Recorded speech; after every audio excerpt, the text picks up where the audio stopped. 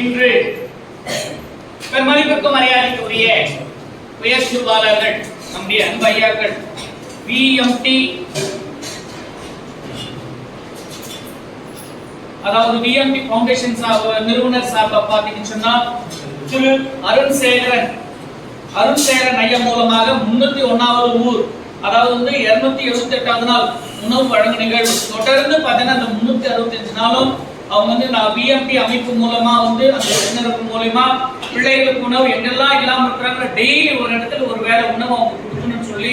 தொடர்ந்து பார்த்தீங்கன்னா 278வது நாளாக அவருடைய சமூக சேவையை நம்முடைய அன்பு குழுக்கள் மூலமாக